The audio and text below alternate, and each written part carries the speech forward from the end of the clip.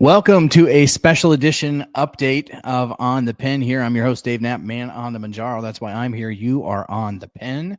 Wegovy, Saxenda, Victoza, Trulicity, Manjaro, Zepbound, Compound. And today we've learned some breaking news from Novo Nordisk. It's announcing that it's going to move forward with its phase 3 clinical trials for weight loss, not in just one version, but two versions of Amycretin. Now, for those of you who are unfamiliar with Amycretin, it is the next generation Amylin and GLP-1 agonist in the pipeline, but it's available in a injectable and an oral formulation, and both will be moving on to phase 3 trials that will begin in early 2026. So that's kind of the headline by itself, but interestingly, you may be asking, well, isn't Kagrama an Amylin and a GLP-1 that's launching at the beginning of 2026? The answer is yes. So that would be their first generation, their first stab at a Amylin and GLP-1 medication. So let's talk a little bit about the difference between the two. So with caglarinotide and Kagrama, it combines two separate molecules, semaglutide and caglarinotide, two well-known drugs for GLP-1 and amylin to get delivered together through a once-weekly injection. And it works in phase 3 clinical trials. We learned earlier, actually it's towards the end of last year, that folks in a 68-week trial lost about 22% of their weight loss, or of their body weight, and that was without even having to titrate up to the highest dose. The trial design, which has received much scrutiny, did not require patients to actually go to the maximum dose. This really put a kink in Novo Nordisk's stock price, so much so that I think that was a contributing factor to their CEO stepping down and being replaced ultimately. So they actually just announced yesterday, I believe it was, that they're going to launch a new phase 3 trial for Kagrama. Presumably they'll design this to potentially force dose escalate, or at least to deliver higher weight loss results. Amycretin, on the other hand, is different. It's not a combination. It's a single molecule. A single GLP-1 and amylin receptor molecule, which means potentially smoother dosing, fewer side effects, and better consistency in the real world. So Novo is not just sitting on Amycretin, this new molecule. They're going to go ahead and launch these phase 3 trials for both the injectable and the oral version, even before Kagrama has its chance to prove itself on the market. So this is a huge signal, I think, because in no world would Novo Nordisk be looking to launch a phase 3 trial of Amycretin if it were equal to or similar to Kagrama. They would maybe run a single trial, or maybe just focus on the oral version, since that would be a huge differentiator. They're not. They're going to go ahead and launch this parallel strategy before their final results on Kagrama in terms of how it does in the market even prove themselves. So it's not a backup plan. This is a play that they're making for the future. And oral Amycretin, I think, could be the biggest shift of all, because what we've seen in phase 1 data, we haven't even got the full phase 2 data from the oral or the injectable versions of Amycretin.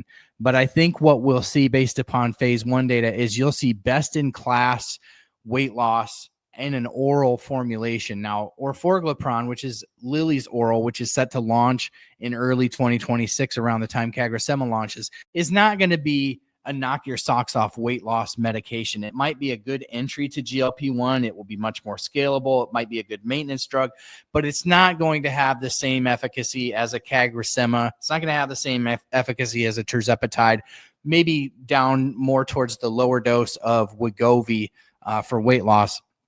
Still amazing, but this would position oral Amycretin to be a best-in-class weight loss, with potential weight loss up to those numbers where we're seeing with injectable Kagrama or injectable tirzepatide. A lot of that is just speculation.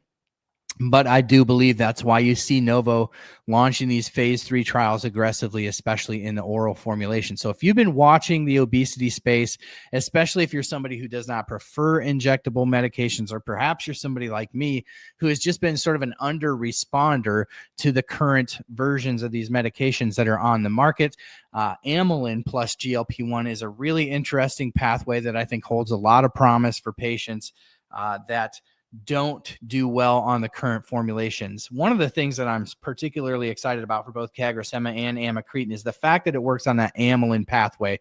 Now, if you never caught our interview that we did with Dr. Beverly Chang, she did a great rundown on a former On the Pen episode, a live episode, where she went and broke down that specific amylin pathway, but it's co-secreted in the pancreas with insulin. So when your body releases insulin, it's also releasing amylin.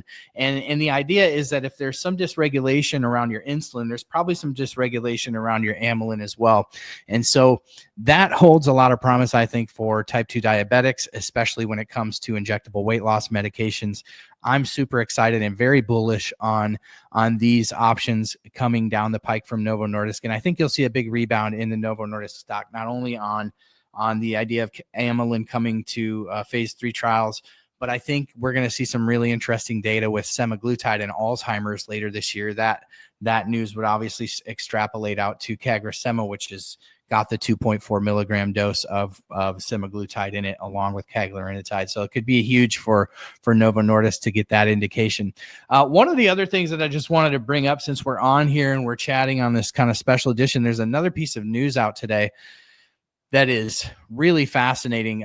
You've heard that the new HHS secretary, RFK Jr., is big on getting prescription drug advertising, direct-to-consumer advertising taken away in the United States. We're one of the only countries in the world that allows it. It brings up a whole bunch of questions about freedom of press and whether or not a press that is largely funded by Big Pharma is ever going to give us really down the middle of the road data on any medication that comes out of Big Pharma when they're getting essentially funded by Big Pharma. So this is a bipartisan thing now. You see Bernie Sanders and a couple other senators that co-sponsored has introduced some legislation to actually ban pharmaceutical companies from being able to advertise in the United States. Check out these numbers, because these numbers are crazy. $5 billion in pharmaceutical advertising, direct-to-consumer television advertising in 2024 alone. Now, when we break this down to Novo Nordisk and just Ozempic and Wegovy, $260+ million spent on direct-to-consumer advertising for Wegovy in 2024, and another $208 million spent on direct-to-consumer advertising for Ozempic in the United States last year. We are looking at a piece of legislation now being introduced by Senator Sanders that could get rid of that. So that'll be an interesting one to follow. We'll follow it closely here at On the Pen. There seems to be bipartisan support, but we're saying that about a lot of things. We're saying that about PBM reform. We're saying that about getting the marketing dollars that pharma puts into direct-to-consumer advertising taken care of. We're talking about a lot of things. There seems to be bipartisan support on what we've yet to see is anything meaningful done between the two parties to get something done. So we'll see what happens with this. Very interesting, coupled with that other legislation that we saw brought up by name of the senator escapes me, but out in California, who brought up some legislation to codify the executive action that Donald Trump put out on the prescription drug pricing. A lot of interesting things happen. We'll cover it very closely, because this is all meaningful to those of us living with the disease of obesity. Thank you for being here. Thank you for being the best part of what we do at On the Pen. Make sure you hit the subscribe, hit the like, and the bell for notifications before you go. And I just thank you so much for giving me a little bit of your time today. We will catch you on the next one.